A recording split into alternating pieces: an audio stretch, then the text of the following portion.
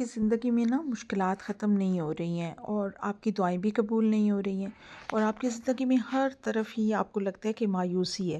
तो आज मैं ना आपको एक ऐसा दुरूद बताने जा रही हूँ जिसको आप अल्लाह ताला पे भरोसा करके सच्चे दिल से पढ़ेंगे ना, तो अगले 24 घंटों में आप खुद ही तब्दीली महसूस करेंगे। लेकिन शर्त ये है कि आपको वीडियो पूरी देखनी होगी मेरी, क्योंकि आखिर में मैं आपको जो कुछ बताऊँगी ना वो बहुत कम लोग जानते हैं।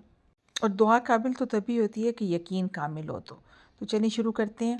बिस्मिल्लाहिर्रहमानिर्रहीम। आज हम अपनी वीडियो का आगाज़ करते हैं और मैं आपको बिल्कुल सच्चा वाक़या बताती हूँ, क्योंकि इसमें कोई झूठ की गुंजाइश ही नहीं हो सकती है। आज मैं आपको अपनी डेली रूटीन के साथ साथ आपको बहुत ही अहम बातें बताने जा रही हूँ।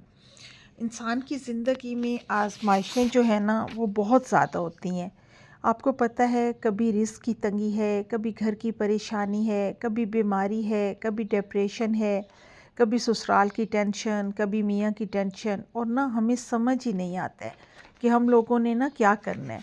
और आप ख़ुद सोचें, कभी कभी हम कितने परेशान हो जाते हैं। हम दिन रात सजदों में दुआएं करते हैं, नमाज़ पढ़ते हैं, और इतनी इबादत के बावजूद भी ना जब हमारी दुआएं कबूल नहीं होती हैं तो हकीकत तो ये है कि बस हमारा दिल बहुत घबरा जाता है। लेकिन कभी आपने ना ये सोचा है कि अल्लाह ताला ने तो हमें 70 माओं से ज़्यादा प्यारा है, तो वो हमारी क्यों दुआएं रद्द करता है और हमें खाली हाथ क्यों लौटा देता है? ये सोचना इस बात पे ज़रूर चाहिए हमें कि क्या मसला होगा कि हम उसी की तरफ जाते हैं और हमारी दुआ कबूल नहीं होती। तो जनाब, जहाँ कबूलियत का रास्ता होता है ना, वहाँ पे दरूद शरीफ सबसे पहले है। और मैं आपको बताऊंगी कि दरूद शरीफ से हर परेशानी दूर हो जाती है। लेकिन कौन सा दरूद? ये आपकी ज़िंदगी में ना सिर्फ सुकून लाता है, बल्कि आपकी ज़िंदगी में आसानियाँ भी पैदा करता है। और सुबह से शाम तक जैसे कि हम घर के काम करते हैं, घर के कामों में बिज़ी रहते हैं, सफाइयाँ करते हैं, किचन का काम करते हैं, सारा काम करते हैं, तो हम कहते हैं कि हमारे पास टाइम नहीं होता है। तो इस दरूद शरीफ जो मैं आपको बताने जा रही हूँ, आप यकीन करें कि टाइम अल्लाह ताला ख़ुद ब खुद निकाल देगा। और हम किस तरह से इसे पढ़ेंगे, क्योंकि मेरे जो काम भी है ना, मेरा तो मेरे काम खुदा करता है, मुझे तो अब यकीन हो गया है। और दरूद कौन सा है? दरूद है जनाब, दरूद इब्राहिमी। और ये एक ऐसा दरूद है जो हम नमाज में पढ़ते हैं, और सभी नमाज में पढ़ते हैं, ज़ाहिर बात है। लेकिन ना हम एक रस्मी सा वो तरीका होता है कि हमने नमाज में उसे पढ़ा है, और असल ताकत और फजीलत जो इसकी हम महसूस करते हैं वो हमें पता ही नहीं चलता है कि किस तरह से हमने करना है। और हदीस मुबारक का मफ़हूम है एक कि जो कोई दिल से दरूद इब्राहिमी पढ़ता है ना, तो अल्लाह ताला पर और हज़ूर सल्लल्लाहु अलैहि वसल्लम पे दरूद भेजने से अल्लाह ताला उसके 10 गुनाह माफ़ करता है, 10 हमारी परेशानियां दूर होती हैं, 10 रहमतें मिलती हैं हमें। और ज़रा सोचें कि हम अगर मुसलसल दरूद पढ़ें और हमारी ज़िंदगी कैसे बदलेगी। लेकिन मैं आपको तरीका बताऊंगी इसका कि अगर हम दुआ से पहले और दुआ के आखिर में दरूद पढ़ते हैं तो अल्लाह ताला कहते हैं कि वो दुआ ज़रूर कबूल हो जाती है, क्योंकि दरूद इब्राहिमी कोई वसीले की ज़रूरत नहीं होती है, वो डायरेक्ट ही अल्लाह ताला की तरफ जाता है और अल्लाह ताला उसे फ़ौरन कबूल कर लेता है। अच्छा, लेकिन एक वक्त मुकर्रर होना चाहिए हमारे दरूद शरीफ का। मतलब अगर हमारी नीयत साफ़ है ना और एक टाइम है हमारे पास, तो जो बेहतर वक्त है वो मैं आपको बताती हूँ। बेहतर वक्त होता है जनाब इशा की नमाज के बाद, जब आप फ़ारिग हो जाएं हर काम से, हर परेशानी से, या आप फजर के बाद, नमाज के बाद बिल्कुल फ्री हो जाएं, तो फिर आप अपने ना दरूद शरीफ को जारी रखें। तो ये है कि दरूद शरीफ पढ़ने के लिए कोई टाइम मुकर्रर नहीं है, लेकिन फिर भी आप बैठ जाएं, दिल को हर किस्म की परेशानी से खाली कर दें, मुकम्मल दिल लगा के आप 100 बार पढ़ें। अच्छा, पूरा दरूद शरीफ पढ़ने के अगर आपके पास टाइम नहीं है तो आप हज़रत मोहम्मद सल्लल्लाहु अलैहि वसल्लम पे दरूद इस तरह से भेज सकते हैं।